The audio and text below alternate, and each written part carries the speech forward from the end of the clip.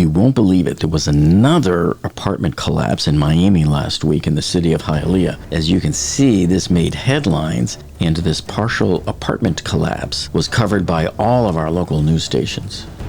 Now, what's so different about this apartment collapse than the Champlain Towers condo collapse from last year? Well, here, I suspect there was a crime here. I think a dastardly crime has taken place here in order to allegedly cover up known structural damage to this partially collapsed apartment. And the scam was perpetuated using a dead engineer's signature, okay? And I'm also alleging that they illegally used the engineer's stamp in order to gain the city's 40-year recertification approval for this apartment building.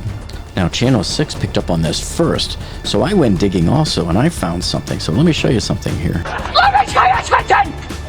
Okay, so what I do is I go here to the city of Hialeah and look at the permit search. And these are, some permits that were done probably since 1998. There's only a few of them done there. What I'm looking for is, you see this that's highlighted? It says 40-year recert, and it says 2018-something. So this means this happened in 2018. Now, they were saying it was received by the city in 2019 is when they got the last recertification package. So let's take a look at this one. And sure enough, you can see there it is right there, September 30th. Hey, day after my birthday, how about that? 2019, recertification, and it was approved by the city. So it talks about all of the stuff that came in, it was mailed, blah, blah, blah. So they got their approval and gave it to them, and it was finalized right there, as you can see. I wish they would show the documents online. So Channel 6, this is how they found out. They went and asked for the documents, because you can see right here, see this case right here, 2022, this microfilm record. So somebody was asking for the microfilm of what went on, because they don't keep these online. The court dockets, they keep stuff online. I don't know why they don't. But look at this, there it is. Yep, see, November 1st. That's when they did the story. So Channel 6 would have asked for it then and received it that day. Hey, Fire Marshal Bill would be proud, because you know what else you're going to see here too? Is check this out. Unsafe structure. So this happened on the 3rd. They actually posted the notice on the apartment there, I believe on October 31st, which is Halloween, the day that the collapse actually happened. So this was the formal letter mailed and received, blah, blah, blah. Again, they're not showing any of the text or anything. They're just showing that there was an event, but we know what this is. This was the city condemning that apartment building. Let me show you something!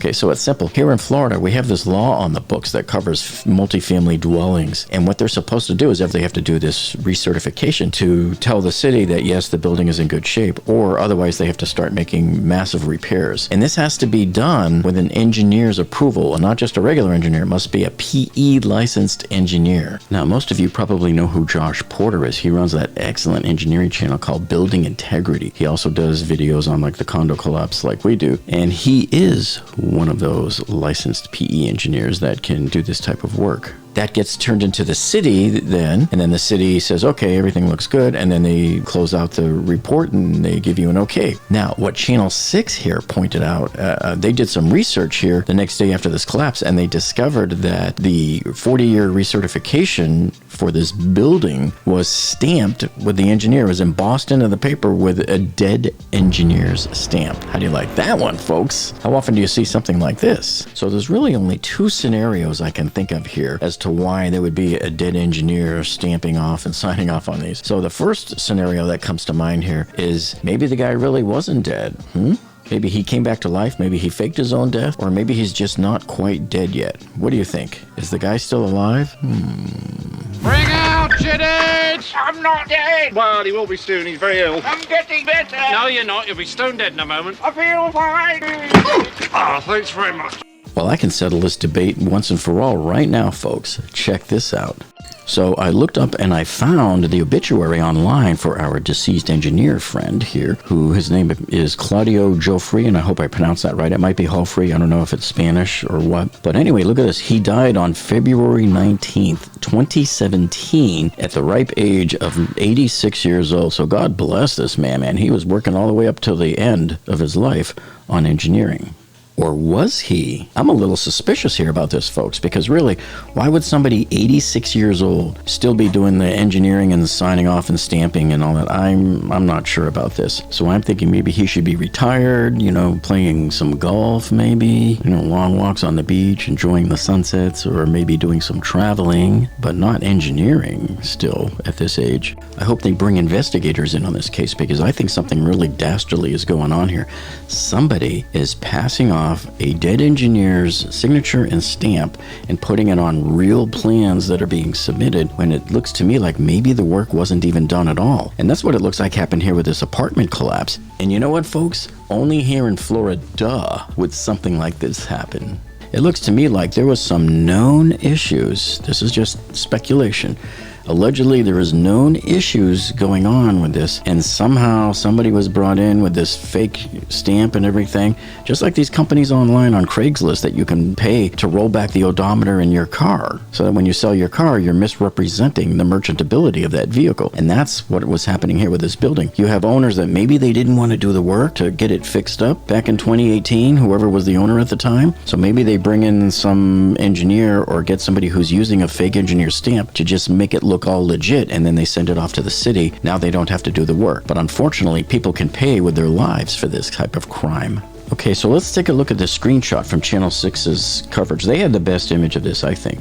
Now, I can't tell if these are rebar rods or if they're pipes. I suspect they are rebar. It's just pretty hard to tell unless you're right there looking right at it. But you can tell here, see, this is the second floor walkway, and that goes in front of the doors on the second floor. And they built a soffit under here, and the soffit is what collapsed. So what we're looking at here is these are cantilever beams formed from concrete. But look at the uneven bottom of this. It's like it had disintegrated over the years. And somebody knew this, and somebody made an intentional effort. Somebody made an intentional effort to cover that up by building the soffit. And then if you look here at this wood, this looks like part of the support for that soffit. And I don't know how good a job that was, how good a job they did putting this in here. It looks like really shoddy practice because obviously it could not hold what I think is lath and plaster. And lath and plaster with their wire mesh can be very heavy. And obviously this fell down on its own. Now if we take a look at it from this other angle here, now you can see a better view and how like some of these are not perfectly rectangular like this one. This one here looks like it had completely broken off at some point here in half. And so I would not be surprised at all when the city's done with their investigation that they come back and say somebody did improper construction here on this apartment causing it to collapse. And it was done without a permit, and it was done fraudulently with a stamp and signature of a now deceased engineer who deceased long before he would have been able to inspect this. So this, I think, is the crux of the fraud here. Okay, now also, nobody mentioned this on the news. Maybe they didn't see it, but look up here at the top of this shot. Look at this crack that's going all along the front. I'm assuming this is a fascia or a soffit, but I've never seen one do this in any building here in Florida. Look how it curves down, like this whole thing is sagging. And it looks like it's about to just collapse again here, like this ceiling here is about to collapse. So very strange that all of this stuff is happening in this building.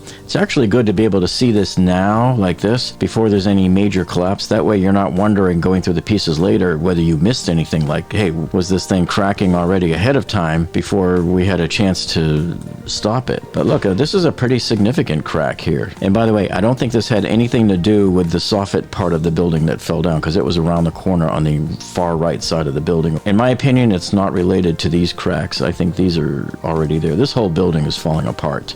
Okay, now we look at it. The Google Street Maps view of the building. I want to come over here a little ways at this angle, and we'll try to zoom into it there and see. Here's that sagging part of the soffit right there. It's hard to see because of the resolution whether the cracks are there. I see something over in this spot, but I can't quite tell. So I can't see if the cracks are there. But this is what that soffit looked like before. This is the part that collapsed down over here on the right-hand side. Too far away, I think, to affect any cracks over here. So the mayor of Hialeah issued a statement saying some concerning statements have come to light. All right, so check this out. I got this surprise memo here from the Miami-Dade Permitting and Inspection Center. So this letter, which is written by a professional engineer from the Board and Code Administrative Division, says here, it has come to our attention that Claudio A. Joffrey, Florida Licensed Engineer 28531, is deceased, although plans continue to be submitted under his signature and seal. Do not accept these documents for permit. If you have any questions, blah, blah, blah. But look at the date on this thing was from March 3rd, 2021. So the county has known about this for some time. And so it now has people questioning what other buildings may have been certified, for lack of a better word, by this engineer when maybe they weren't even certifiable. That's what has everybody running scared right now, trying to determine what's going on and trying to clean up this mess. Now, when I look through the Dade County Property Appraiser's website, I want to see who the ownership is of this property and try to get an idea for who owned it at the time. So if you look over here, April 4th, 2018 is when somebody bought it. It looks like this Anthony Romano. And then they say that this current owner, they showed him on one of the news channels that he bought it in 2020, but it shows February 27th, 2021. Probably because during the COVID shutdown, there was a lot of slowdowns and things getting recorded in the courts. So I believe this guy here bought it in 2020, Lubai Consulting, not knowing that it had all of this damage from when this guy was the owner. So my question is, what did this guy here, Anthony Romano, know about any damage? It could be he didn't know anything either. Maybe when he bought it from the previous owner to him, the soffit was already there and covered up. So we just don't know. So it could be this owner here in 2018 hired an engineering firm to come in, and whoever it was he hired could have been the fake engineer that was using this guy Claudio Joe Free's stamp and signature in a fraudulent manner. We simply don't know. But these are sort of the thoughts that come to mind to me, and who would have been involved, and not even knowing their roles. But certainly all of these people here were in one way or another affected by this. Well, I hope the Miami-Dade police get involved and investigate this and bring somebody to justice, because this is a major crime. This could kill somebody one day, because you're trying to skirt the laws here and you're trying to not get the work done. Hey, so make sure you check out this video right here. This is one we did a couple of weeks ago for you that talked about that condo that they evacuated, and we showed you all sorts of damage that they found.